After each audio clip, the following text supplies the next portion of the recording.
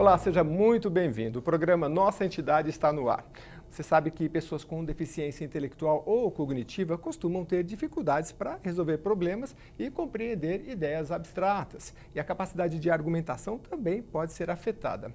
E nessa época em que se fala tanto em inclusão, nós aqui do programa vamos conversar com representantes da APAE São Paulo, que é para entender como é que há 56 anos eles já trabalham não só com a inclusão, mas também com o diagnóstico, a prevenção da pessoa com deficiência intelectual. Eu converso com a Valquíria Barbosa, ela é a gerente de serviços socioassistenciais da APAE, e também a Rita Alves, que é gerente do Instituto de Ensino e Pesquisa da APAE.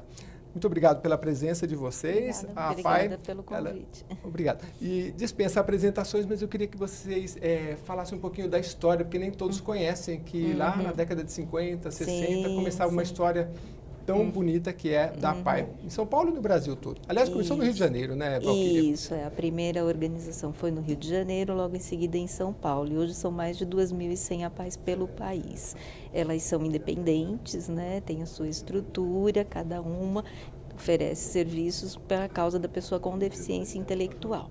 A APAE de São Paulo, como você disse, foi fundada há 56 anos por um grupo de pais que tinham filhos, né, com síndrome de Down, com uma deficiência intelectual, e que realmente naquela época pouco se tinha de acesso a meios, né, que pudessem cuidar dessas pessoas, né, tanto no âmbito da saúde, na escola muito menos, né, era uma época em que assim as pessoas com deficiência intelectual ou com síndrome de Down, que é a mais conhecida das deficiências, ficavam muito com seus familiares em casa, não tinha acesso, né, a todas as outras situações que tem a pessoa sem deficiência, né, acesso à escola, trabalho, a lazer, principalmente também a saúde, né?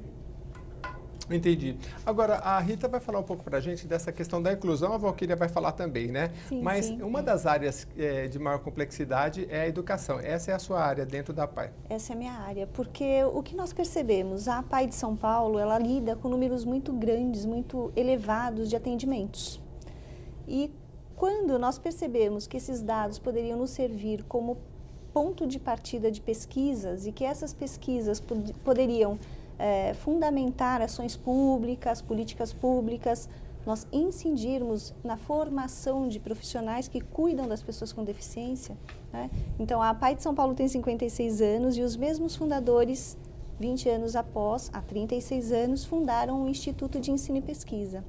Então, esse instituto especificamente, né, ele tem como principal vertente produzir pesquisas a partir dos dados da própria APAE de São Paulo e depois, com esses dados, formar a rede pública e inclusive privada, informando, dando conhecimento a respeito da deficiência intelectual como um todo e permitindo que a partir daí a gente consiga discutir a lei da inclusão, novos protocolos de tratamento, enfim, a partir de pesquisas. Já que a gente está falando aqui da deficiência intelectual, é bom a gente conceituar um pouco aqui o que é a deficiência intelectual. A gente tem bastante conhecimento, assim, no senso comum da síndrome de Down, né? Mas se você entrar lá no site da APAE, você vai ver que a APAE elenca ali várias síndromes e dá uma explicação. O que seria a deficiência intelectual? Como é que a gente pode conceituar? E fala um pouco, eu vou até listar daqui a pouquinho, enquanto vocês falam também, dessas síndromes, por favor. Então, a nomenclatura foi mudando através dos tempos, até de acordo com o próprio modo como encarar as deficiências, né? Então, nós percebemos, por exemplo, que há um tempo atrás se falava em deficiência mental, né? E isso tinha um tom muito pejorativo.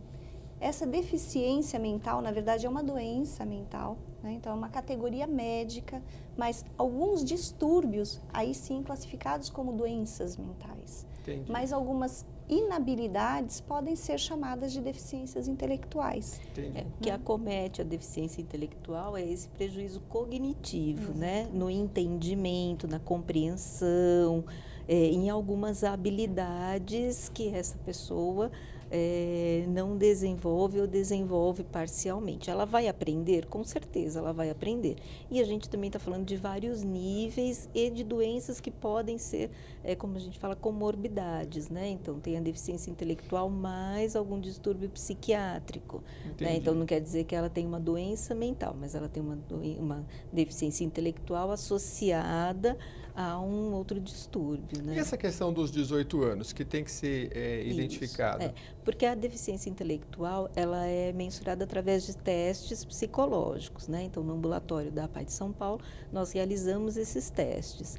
E diz a literatura que até os 18 anos você diagnostica uma pessoa com deficiência intelectual, através dessa testagem. Isso, depois dos 18 anos... Aí esse diagnóstico já é questionável. A APAE é conhecida pelo teste do pezinho. Queria que vocês explicassem um pouco o que é o teste do pezinho. Ela não é a única entidade que realiza, mas realiza, de acordo com a assessoria da APAE, mais de 60%, né? Exatamente. Me parece que na cidade de São Paulo. Isso. Como que é o teste do pezinho e a importância dele dentro desse diagnóstico até os 18 anos? O teste do pezinho, na verdade, ele pode ser realizado, ele é realizado nos hospitais, nas maternidades em que as mães têm os seus bebês. Então, ali é colhido num papel filtro, né, uma gotinha ali do sangue do pezinho do bebê, e essas mostras é que são levadas para alguns laboratórios. Então, a APAE de São Paulo tem um laboratório maior da América Latina, e, enfim, lá é que nós realizamos esses testes. A APAE foi a precursora desses testes no Sim, Brasil, ela quem né? trouxe dos E qual é a Estados Unidos importância para de o se Brasil? identificar assim tão precocemente? Hoje todas as maternidades já têm que sair ali com o teste, é uma né? política e qual é a importância? pública. É uma Isso política, virou, se tornou uma política pública, exatamente. né? Então, Graças à APAE. E é importante essa identificação logo no início, porque daí qualquer tipo de tratamento fica mais simples, mais sim, fácil. tem uma questão de prevenção e de acompanhamento que algumas doenças, né, que se acomete são detectadas através deste teste. Entendi. Bom, a gente vai falar bastante aqui sobre o aspecto da inclusão, que as nossas convidadas conhecem bastante aqui, e educacional, mas eu quero fazer esse preâmbulo porque é importante e eu queria aqui, para finalizar essa parte, entender. Então, se a pessoa faz esse teste e vamos supor que seja encaminhado, existem outros locais, mas é encaminhado para a APAE e é identificado que no teste do pezinho algum tipo, ali no próprio exame de sangue já pode se identificar e depois são feitos outros testes, se entra em contato com a família, como é que funciona na prática? Lá chegam as amostras, digamos que deu um positivo, né, sobre algum aspecto. Então, essa família é contactada por um departamento que a gente chama de busca ativa na APAE de São Paulo. Então, a missão ali da APAE é conseguir trazer para refazer o teste, reconvocar, né, são reconvocadas as famílias 100%. Então, não se descansa enquanto essa família que teve um positivo, que pode ser um falso positivo, né? Retorne para refazer o teste. Aí, tendo um positivo neste teste, é que são tomadas as devidas providências. Em alguns casos, dentro da própria APAE de São Paulo é feito o tratamento e acompanhamento, e outros casos são encaminhados para a rede pública. Entendi. Bom, eu havia falado aqui de algumas síndromes, e até quero citar para você que é a síndrome de Down, a do X frágil, Prader-Willi, é assim que fala? Prader-Willi, E a Angelman. E a síndrome de Williams, que aliás a gente gravou aqui um programa, tem aí na nossa rede social, sobre a síndrome de Williams, um programa bastante interessante que a Associação de Síndrome de Williams veio aqui até o programa participar com a gente. E também a deficiência, aqui o site explica a diferença da deficiência intelectual e mental, que elas nos explicaram. Agora, então, vamos partir um pouco para a parte do ensino, porque esta é um aspecto bem interessante da APAE, em especial a APAE que atua aqui na cidade de São Paulo, que tem a missão de disseminar o conhecimento e existe, então, um departamento de ensino do Instituto. Exatamente. Fica aqui em São Paulo, na Lofgren, assim? Fica. Isso. Lá dentro da própria APAE de São Paulo tem um prédio, né, todo voltado para a área de pesquisa, ensino, formação e projetos também de capacitação da rede pública. Nós temos lá no Instituto a única biblioteca do país temática sobre deficiência intelectual. Então, uma biblioteca aberta ao público, especialmente para universitários e pessoas que fazem doutorado, mestrado sobre a temática. Então, temos um acervo atualizadíssimo sobre deficiência intelectual. Além disso, temos também docentes, formadores de pessoas, tanto da rede pública, de todas as áreas do conhecimento, desde a área social, porque é bastante importante falar quando a gente fala em inclusão sobre tabus, preconceitos, o que a questão social implica na inclusão dessa pessoa, né, no meio, como se trata com a família e também a questão da saúde. Então, a formação, que no caso temos uma pós-graduação em aspectos neuropsiquiátricos da deficiência intelectual voltado para esse público da saúde. Então, médicos, como lidar quando chega ao consultório uma família, enfim, temos toda uma pós-graduação voltada para a questão. Agora, vocês têm um trabalho ali de pesquisa e tem também um trabalho junto a escolas, tem cursos, como é que funciona? Temos sim. Na pesquisa, especificamente, nós temos parcerias com universidades como a Universidade de São Paulo, a Unifesp, Unicamp, alguns departamentos da USP, por exemplo, o de pediatria, que é bastante importante. Enfim, e estamos buscando quase fechando algumas parcerias internacionais no sentido da pesquisa. Por quê? Desde pesquisa genética ou mesmo neuropsiquiátrica, temos pesquisa, por exemplo, que hoje buscam identificar marcadores para o Alzheimer na pessoa com deficiência intelectual, enfim, diversas da área da saúde. Na área social, por exemplo, nós temos um projeto que foi finalizado em maio desse ano e que deve ser retomado ano que vem, que foi a capacitação de 1/3 da rede pública da educação infantil. Então, 1.800 professorinhas da rede pública foram capacitadas em identificar sinais de atraso na primeira infância. Foi assim que a gente começou o projeto, sinais de atraso. Mas mudamos no caminho, porque nós percebemos que se nós falamos de inclusão, não podemos falar em atraso. Então, nós mudamos a terminologia para sinais de atenção na primeira infância. Então, o que é diferente naquela criança que chamou atenção? Então, essas professoras foram capacitadas a perceber se essa criança tinha um desenvolvimento dentro de alguns parâmetros da pedagogia, né, da psicopedagogia, e que classificaria ou não a criança com alguma deficiência. E, a partir daí, o que fazer com essa criança? E as professoras, assim, iniciaram o projeto muito desconfiadas, porque quem são essas pessoas que chegam aqui, né, sabendo mais do que a gente, que acham e tal? E, por fim, se tornaram parceiríssimas nossas, compreenderam a importância do que era ter a informação e saber agir com ela. Então, nós temos toda uma rede pública, né, estabelecida no município, no estado, para absorver situações que as professoras não sabiam. Então, muito legal. A gente vai continuar falando sobre isso. Eu vou mostrar um vídeo aqui sobre o trabalho da APAE e a gente volta para falar dessa inclusão, principalmente na área do ensino, que a Valquíria e também a Rita estão explicando aqui para a gente. É bem interessante porque é um universo muito mais abrangente do que a gente imagina, né? A APAE tem um trabalho não só de pesquisa, mas também educacional e de ensino, um instituto só para isso. Você pode entrar em contato pelo site, a gente está divulgando também o telefone para você também, quem quiser fazer as doações, que a APAE precisa do auxílio de todas as pessoas. Ela tem parceiros que colaboram, mas a população pode ajudar, pode conhecer. E agora a gente vai ver o vídeo para conhecer um pouquinho mais do trabalho. Vamos lá?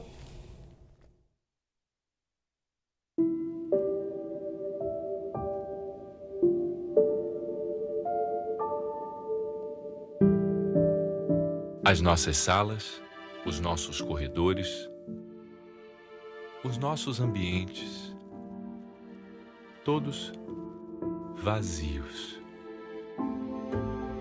Sabe por quê? Porque a gente quer lembrar para você que a pessoa com deficiência intelectual também é como cada um de nós. Está na vida para o que der e vier. E há tanta vida lá fora. Eu vou dançar. Eu vou tocar uma bateria. Eu vou trabalhar. Eu vou namorar. A pessoa com deficiência intelectual tem todo o nosso apoio. Mas é para ir para a vida que a gente quer apoiá-la. Afinal, as coisas estão no mundo e a gente só precisa aprender.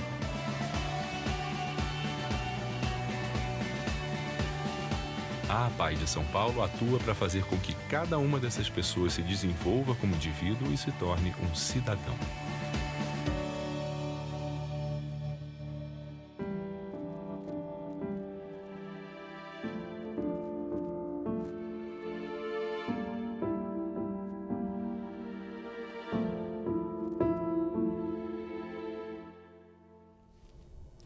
Agora a PAI já com 56 anos, né, de atividade, mais de meio século. E a gente conversa aqui com a Valquíria e com a Rita, que são representantes da PAI São Paulo, e estão explicando aqui para a gente como é que funciona esse processo de inclusão. O Brasil tem uma lei, que é a Lei 13.146, que institui a Lei Brasileira de Inclusão, chamada Lei de Inclusão, 13.146 de 2015. E no seu artigo 27 diz, do direito à educação. A educação constitui direito da pessoa com deficiência assegurado sistema educacional inclusive em todos os níveis de aprendizado. Agora, da teoria na prática, não é, Rita? Não é fácil. Se não fossem instituições como a PAI para estar ali lutando pelos direitos, inclusive aqui na Assembleia Legislativa, eles estão sempre aqui participando das atividades e fazendo com que as pessoas, a inclusão seja feita da sua forma mais abrangente possível. É quase, não é verdade? Porque não adianta a gente tentar incluir só... As pessoas têm que entender este universo, né? Porque senão, a gente costuma dizer aqui no programa que toda a inclusão, seja com o desenho universal, ela facilita a vida de todo mundo. E vocês, neste aspecto, têm observado também quanto ganham as outras crianças que na sala de aula têm essa inclusão com quem tem alguma deficiência, não é assim, Rita? Sim, sim. Eu falo até que a gente lida com um paradoxo muito interessante, que é incluir para fora. Que é colocar na inclusão, mas tirar de dentro das instituições, como você viu, os espaços vazios da PAI, tem um significado muito importante. Porque não é interessante mais que a gente tenha crianças com deficiência intelectual lá dentro. A gente quer que elas estejam na vida, no mundo, no trabalho, na escola. E o que significa isso para ela, né? Se sentir inteira, se sentir um cidadão como outro qualquer. E o que significa para o outro, né? Ganhar. Agora, e a professora que diz para você assim, olha, mas é difícil porque eu já tenho uma sala superlotada e aí eu tenho aqueles que estão mais adiantados, aqueles que estão muito atrasados, e aí eu não sei como é colocar, eu divido em grupo, mas aí um briga com o outro. Como é que você orienta essa turma aí? Não é fácil, não. Então, nós temos um trabalho, né, dentro da área da inclusão, como a Rita falou, né, assim, o nosso objetivo é dar o apoio em todos os segmentos que uma pessoa com deficiência intelectual precisar, seja ela na escola, no trabalho, em atividades de esporte, cultura, lazer. Na questão da educação, nós temos um trabalho voltado para o apoio a esses professores e também a esses alunos, né? No contraturno, porque como você até mencionou, é um direito de todos, né? O acesso à educação e a pessoa com deficiência também, né? Então, o nosso trabalho é, dentro da escola, apoiar esses professores na flexibilização desse conteúdo, no entendimento deste aluno. E na medida em que a gente trabalha isso com os professores, a gente busca passar que, assim, ele está favorecendo uma criança com deficiência, mas toda a sala também, né? Seja na convivência, seja num aspecto também educacional, porque quando ele flexibiliza algum conteúdo para uma criança que tem um pouco mais de dificuldade, certamente outras crianças que não têm uma deficiência intelectual, mas têm, né, alguma dificuldade no aprendizado, também vai se beneficiar. Agora, então, todos ganham, né? A gente sabe que hoje existem muitos cursos na área de pedagogia à distância, e a distância é o chamado EAD, né? São cursos que dão oportunidade para pessoas de áreas longínquas fazer, mas também o contato com a realidade ele fica mais um pouco prejudicado. Vocês com esse trabalho na prática, como é que vocês têm visto o desenvolvimento da pedagogia nesse aspecto? No aspecto de que a tecnologia tem trazido a informação, seja matemática, com vídeos, com tudo, muito fácil. E o professor tem que estar, os pedagogos dizem que eles têm que estar atentos a esse aspecto de descobrir a potencialidade de cada aluno, de fazer a inclusão, né? A gente está muito atrasado nesse aspecto. Você, ao lidar com os professores, você vê essa demanda dos professores de entender esse universo aí, porque muitos não estão preparados, muitos estavam preparados para chegar e dar o conteúdo, né? Isso, exatamente, né? Então tem informação, né, de professores num outro momento que o cenário era esse, era conteúdo, e existem escolas que realmente buscam isso, conteudistas que vão, né, Preparar para o Enem. exatamente, preparar para o Enem, porque isso é uma demanda da família, isso é uma demanda, né, da atualidade. Vocês, né? pelo que eu vejo, preparar é para a vida, né? Não é só para É para a Enem. vida, Isso, exatamente. Eu até exatamente. digo que o Instituto tem curso, curso à distância. Entendi. Mas ele é um curso histórico, então ele conta a trajetória da educação especial, que era aquele que segmentava a criança para a educação inclusiva. Então essa parte mais conceitual até facilita para o professor esse conteúdo EAD. Mas o contato do dia a dia, enfim, nós temos nesse projeto de capacitação Magine de 1.800 professores, o quanto a gente ouviu dessas argumentações que você citou. Ah, mas é mais um trabalho, é uma criança que vai pôr na sala de aula, mas vai acabar atrapalhando todo o restante. E ao final perceberam o quanto foi rico, inclusive para as crianças que não tinham deficiência, porque humaniza. Até porque tem crianças, a gente está falando aqui da deficiência intelectual, que é o universo que a APAE trata, e a gente citou aqui os vários tipos de síndrome. No Brasil, a síndrome de Down é a mais conhecida, mas existem tantas e tantas variações e tantos níveis que o professor em sala de aula fica um pouco complexo, né? O médico, quando vai tratar, como a gente falou aqui da síndrome de Williams, muitas vezes não estão preparados para identificar, demora-se anos para chegar a um diagnóstico, né? E a APAE tem um conhecimento técnico muito profundo para lidar não só na área da saúde, como também na área da educação. Por isso que eu quero que vocês falem também, já no segundo momento, a gente já volta para falar de educação, mas falar um pouco desse processo de inclusão do emprego, né? Nós temos a lei da inclusão. Como é que é esse aspecto? Tem um percentual que legal, né? Então, a gente está falando muito de legislação que assegura o direito dessas pessoas, né? Na área do trabalho, nós temos uma legislação muito conhecida pela lei de cotas, né? Empresas acima de 99, 100 funcionários, ela passa a ter que cumprir essa lei, né? Destinando 1% das suas vagas para pessoas com deficiência. E nós, lá na APAE, fazemos um trabalho, né, de incluir pessoas com deficiência intelectual no mercado de trabalho. O ano passado, nós incluímos 435 pessoas no mercado de trabalho em diversos segmentos, né? Então, é um número bastante expressivo. Nós temos uma taxa de retenção no emprego também bastante expressiva, né? Hoje, atualmente, 98% dos casos, né, incluídos, eles permanecem no trabalho.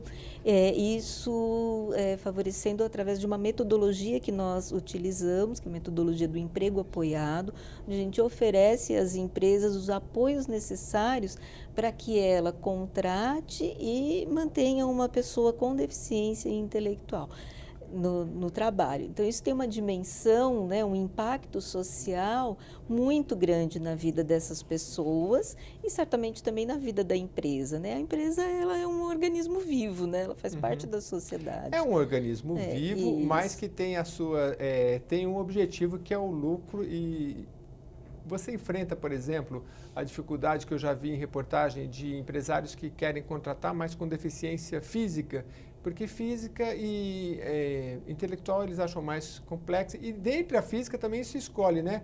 Ah, não quero um deficiente audiovisual, porque aí como é que eu vou incluí-lo, né? Um deficiente audiovisual. Sim, tem esse com problema? certeza a gente vai encontrar. Isso é um paradigma, né, que as empresas têm, claro. E aí tem, né, todas as motivações e explicações, né, como você falou, né, as empresas têm um outro foco, mas hoje também a gente tem muitas empresas que têm um olhar para a responsabilidade social, um olhar para a diversidade. E o nosso trabalho também é de mobilizar esta empresa, esses gestores, para a contratação da pessoa com deficiência, em especial a deficiência intelectual, mostrando, né, o potencial e as habilidades que essa pessoa tem, o quanto ela vai trabalhar como qualquer outro funcionário e contribuir para o crescimento da empresa, né? E aí você está embasada aí pelo Instituto aí que a Rita comanda lá na APAE, porque o Instituto traz esse embasamento científico, inclusive para saber em que áreas cada pessoa pode atuar e até onde ela pode ir, né?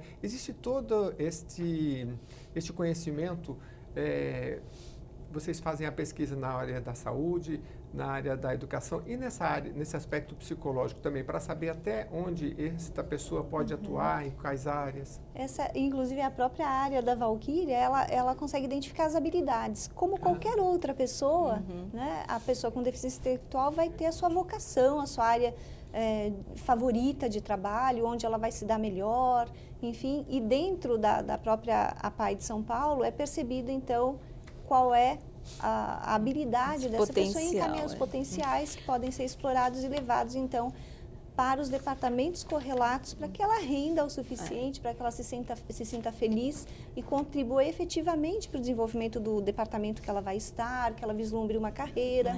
Com a empresa, nós trabalhamos, com a pessoa, nós trabalhamos em duas vertentes, né? Com a empresa, para a inclusão da pessoa, e com a pessoa com deficiência intelectual, jovem adulto. Nós temos um trabalho para levantar esses aspectos, né, o perfil laborativo dele. Quais são os interesses, quais são os desejos. Em cima disso, a gente vai casar com uma vaga onde ele vai poder desenvolver o seu potencial. É a pessoa certa no lugar certo. Né? Isso, isso é muito interessante, muito legal. A gente tem que observar também que as pessoas, de uma forma geral, estão vivendo mais e todas as pessoas, antigamente a gente até comentava, né? Vivia-se menos toda a população, mas quem tinha algum tipo de deficiência também morria mais cedo porque não tinha um atendimento médico. E até por questões psicológicas, né? Porque as pessoas ficavam enclausuradas, não saíam, e aí, né? Às vezes não toma nem um sol, e aí como é que faz? Né? Diz que casa que não entra sol, entra médico, né? Então, hoje essas pessoas saíram para a vida, estão se incluindo na sociedade. Agora, a PAI quer que elas sejam cada vez mais ativas e que elas tenham todas as oportunidades, inclusão na sala de aula, no emprego, em todos os aspectos. Eu queria que a Rita, que é justamente do Instituto de Ensino da PAI, Ensino e Pesquisa, né? Explicasse para a gente um pouquinho mais dos projetos que vocês têm em andamento aí. Nós acabamos, né, de encerrar um projeto de fortalecimento de organizações sociais congêneres, porque o que nós percebemos? Que a PAI sozinha não conseguiria dar conta de tudo. E percebemos que no município de São Paulo, enfim, nos rincões aí, nas regiões mais afastadas, né, tem diversas outras organizações sociais que precisavam de um apoio, inclusive em gestão de organização social. Como escrever projeto, como fazer a sua ONG dar certo, quais os melhores caminhos. Então, o Instituto também compartilha essa nossa experiência de gestão com outras organizações sociais. Não necessariamente que tenha o público do deficiente intelectual, mas aí, é pela expertise que vocês têm. Exatamente. Bem legal. A gente vai para um rápido intervalo e volta já, porque se você tem uma entidade aí em todo o estado de São Paulo e quer conhecer um pouquinho mais do trabalho da PAI, inclusive esse trabalho que eles têm de... Como é que é? De formação. Formação, a palavra é formação. Fica aí com a gente que a gente já volta para conhecer mais do trabalho da PAI São Paulo.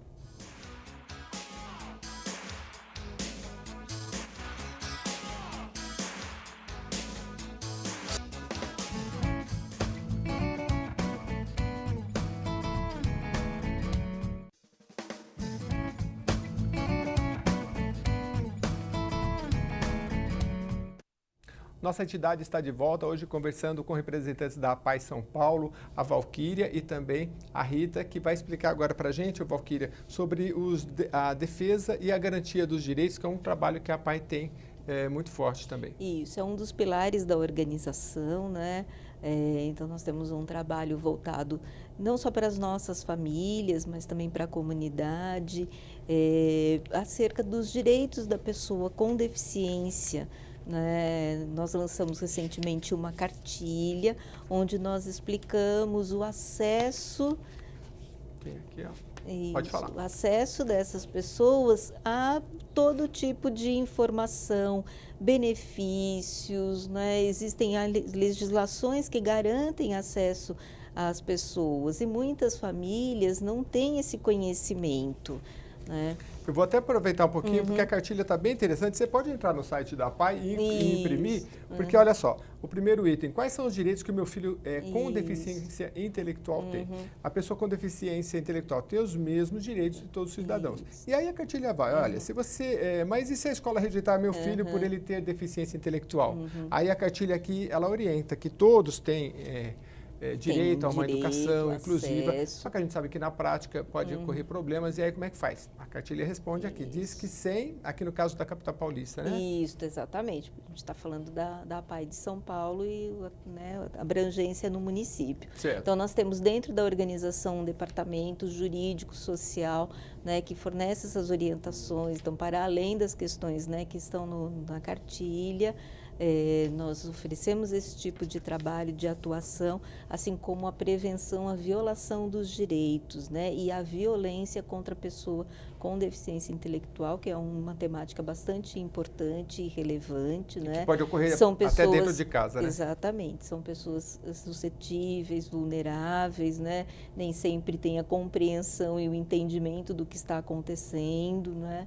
Então, aí permeia por todos esses caminhos, né? Entendi. Na casa, na vizinhança, na escola. Então, é um trabalho bastante importante de orientação mesmo, né? E até de acolhimento para essas pessoas e essas famílias no entendimento dessas questões. Agora, Rita, aqui na cartilha, como está escrito, eu vou lhe perguntar. Diz assim, ó, mas não é melhor separar mesmo? Eu queria que você falasse desse paradigma que todos nós temos, não só na sala de aula, mas em qualquer aspecto. Sim, sim. Ah, mas o certo seria separar, colocar entre iguais, porque dali eles têm um certo nível de entendimento. E isso não é inclusão, né? Isso não é inclusão, porque imagine, nós lidamos com inclusão, a Lei Brasileira de Inclusão e de cotas, ela fala muito além do que só a questão da deficiência intelectual. Fala da questão racial, né? Tanto das questões étnicas como um todo. Então imagine que os índios tivessem que estudar apenas com os índios, os negros, os deficientes com os deficientes, né? Imagine, porque quem exclui chama de deficiente. Entendi. Então, nós chamamos de deficiência intelectual, porque para nós é importante que esteja inserido dentro desse contexto e que se sinta um cidadão como outro qualquer. Mas, na prática, o que você vê de mais difícil? Qual é a principal orientação que você dá no caso dos professores, por exemplo? Sim, eu acho que, se a gente for pegar lá no começo, precisaríamos lidar com a família. A partir do momento, né, que a própria família, muitas vezes, tem uma tendência à proteção.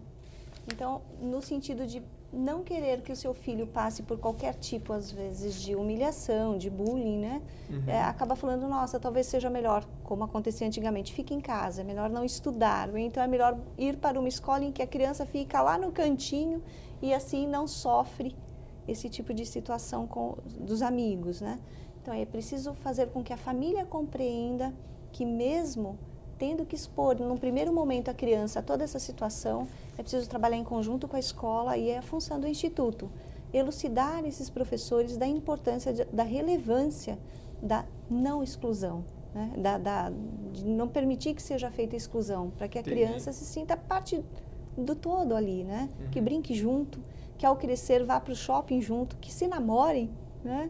Então, nós temos aí deficientes intelectuais que se casam, formam família, e por que não, né, conhecerem e se apaixonarem entre si lá nos seus espaços de trabalho ou mesmo da escola.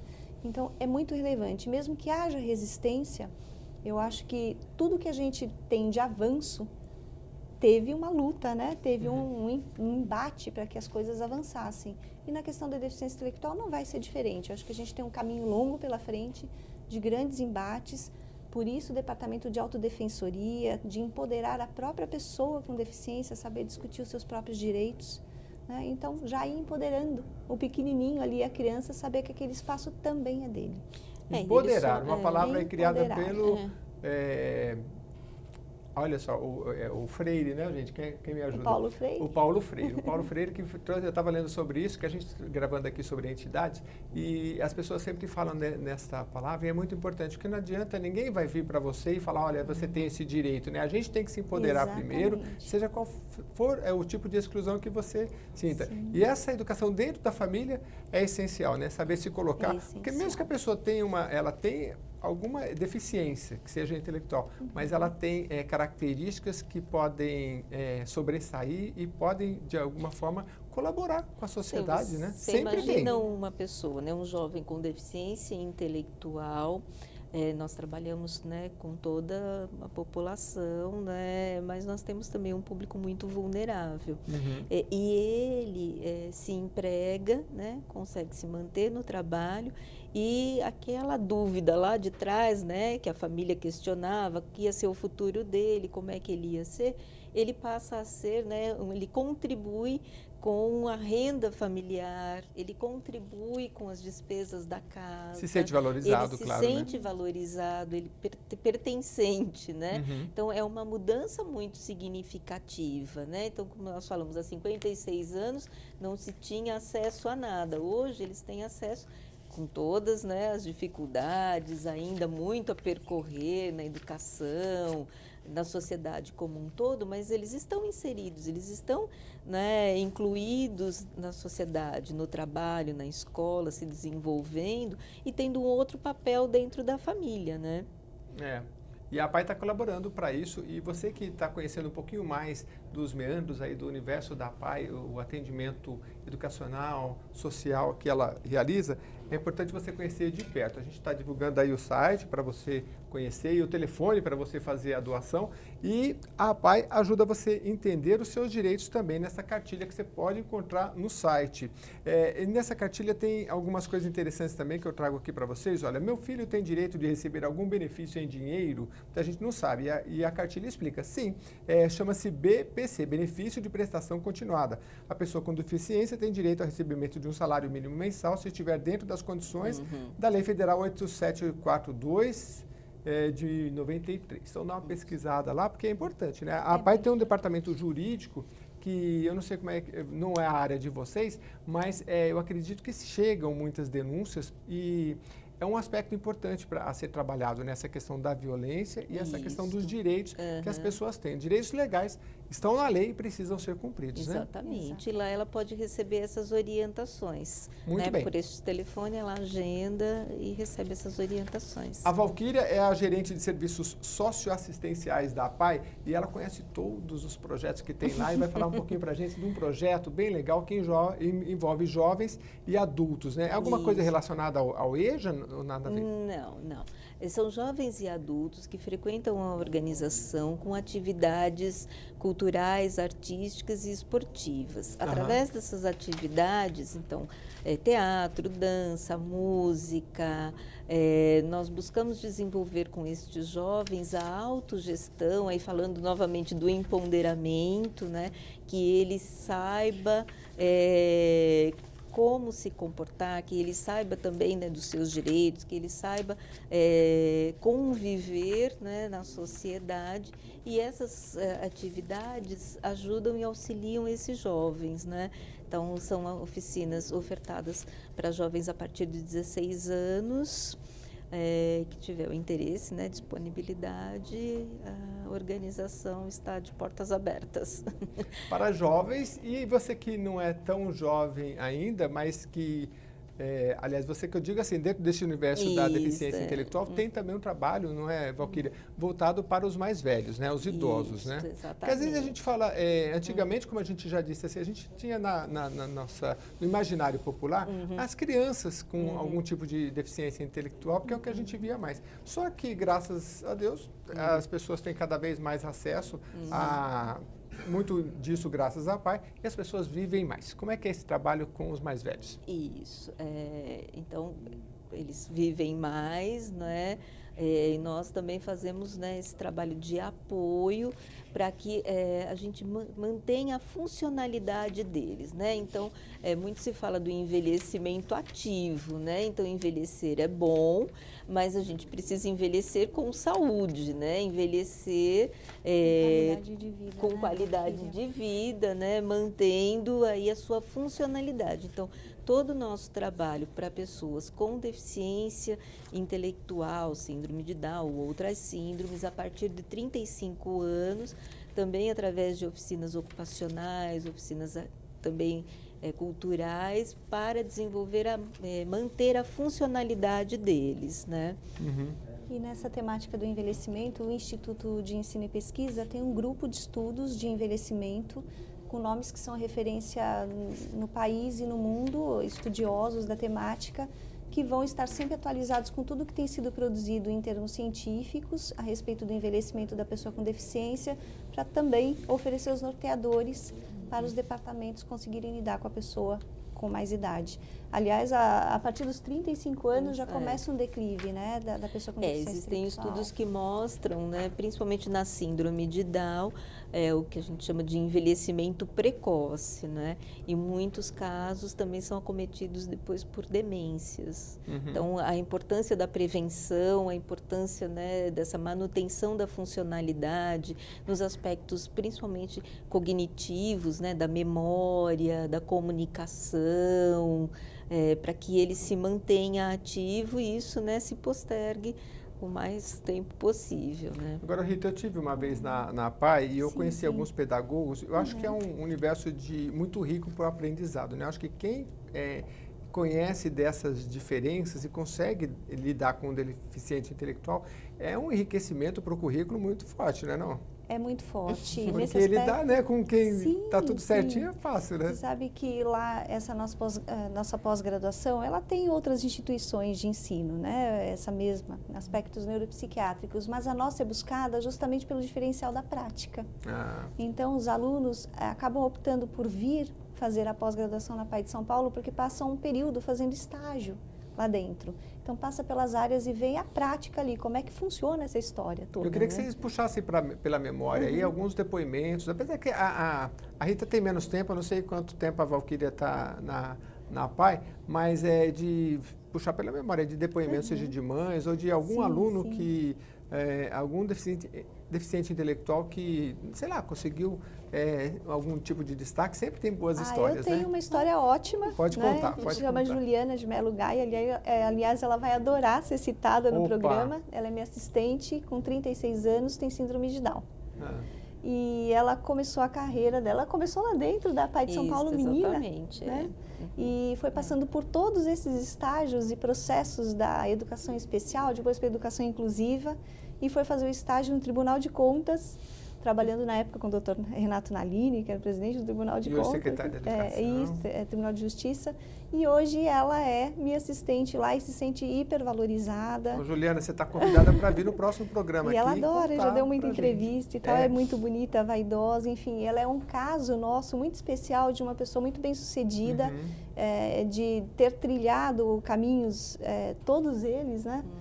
Dos serviços todos, faz parte da autodefensoria, então desse projeto de autodefensores, ela é uma autodefensora, significa que ela está aprendendo a se defender sozinha, em termos legais e tudo mais. Então, a gente tem diversos depoimentos assim. Você sabe que eu contava para vocês que eu fui fazer, já tem alguns anos, uma reportagem no tempo que vocês faziam festa junina, ali, uma festa junina muito grande, né? E quando eu cheguei lá para fazer, né, minha produtora falou assim, olha, eu falei, alguma orientação específica? Ela falou assim, trate todos como iguais e como você trata todo mundo. E ela falou, essa é a temática da matéria, né? Ou seja, assim, agora, esse conhecimento, né, Rita, é um pouco difícil, porque a gente, para entender as dificuldades do outro, a gente tem que, sei lá, entender as nossas primeiro, né? Porque a gente tem essas dificuldades, né? A gente trouxe aqui, por exemplo, o pessoal da Dorina Noel. Aí, a moça que é deficiente visual, ela falava assim, o pessoal chega perto da gente até hoje, né? Grita, né? Aí eu falo, eu sou cega, eu não sou surda, né? A gente tem dificuldade para lidar com o diferente, né? Qual é a orientação geral para que a gente possa, no convívio social, a gente entender que algumas pessoas têm algumas deficiências e como lidar com elas? Olha, eu acho que o principal é saber que cada um de nós tem alguma limitação. Cada um de nós. Não é enxergar do outro, é ver que eu também tenho de algum modo. Nós temos lá, inclusive, pessoas da área da arquitetura querendo fazer, por exemplo, pesquisa conosco sobre como transformar a cidade num espaço acessível. Quando a gente fala em acessibilidade, você pensa em rampa, em elevadores acessíveis, mas como é que é uma cidade acessível para quem tem deficiência intelectual, por exemplo? Né? Então, o que é de fato ter um espaço de convivência acessível? Então, esse pensar o todo, pensar a cidade, pensar a cultura, pensar o acesso aos museus, e especialmente a pessoa com deficiência intelectual precisa de muito visual, né? Então ela precisa ver, a leitura dela é mais impactada pelo visual mesmo, então é oferecer as adaptações necessárias para que ela tenha o mesmo acesso que todos os outros. E se você quer participar, o programa Nossa Entidade traz aqui hoje a APAI, você pode visitar e pode ser, por exemplo, um estagiário em que área? Explica para a gente. Qualquer área do conhecimento. Hoje nós temos estagiários na área da medicina genética, da medicina como um todo, residentes, especialmente, né, da Unifesp, da USP. Nós temos estagiários na área da ciência social, da assistência social, da psicologia, enfim, áreas que tenham relação com a temática que a gente lida. E geralmente a gente começa fazendo uma parceria com a universidade, que essa pessoa faz o seu curso ou de graduação, ou mestrado, ou doutorado. Vocês têm parceria com a USP aqui em São Paulo? Tem com particulares também, não? Faculdades? Temos com a EB Morumbi, temos com a FMU, temos com a Universidade de Alfenas, em Minas Gerais, que inclusive chancela conosco a pós-graduação. Olha. Então temos sim, com 11 universidades ao todo, sendo delas 4 particulares. A gente ainda vai falar aqui sobre o voluntariado, que é bem importante, que as pessoas podem participar também na PAI. Mas eu quero trazer alguns números aqui, olha, o atendimento da PAI, que é o último dos números registrados de 2016. Pessoas com deficiência intelectual apoiadas foram 16.625.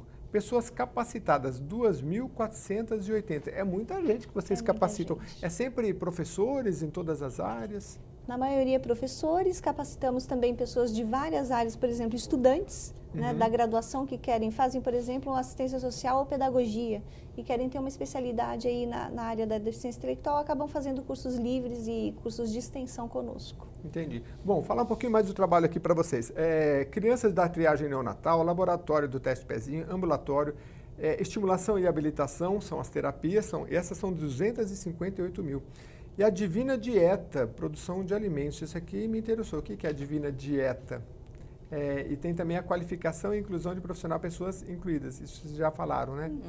E socioeducação, pessoas com deficiência intelectual atendidas, envelhecimento, e programa Todos pelos Direitos, municípios mobilizados. Fala um pouquinho dessas atividades para a gente. Um pouco da dieta, aí você vai falando. Então, essa Divina Dieta, imagina, a gente tem uma cozinha lá, né, e que é produzido, então, essa linha de produtos chamada Divina Dieta, que é para pessoas que lá naquele teste do pezinho foi detectado que tem uma determinada, um sinalzinho lá, não sei como é que chama, uma síndrome, né, que não pode ter uma determinada substância, a fenilcetonúria.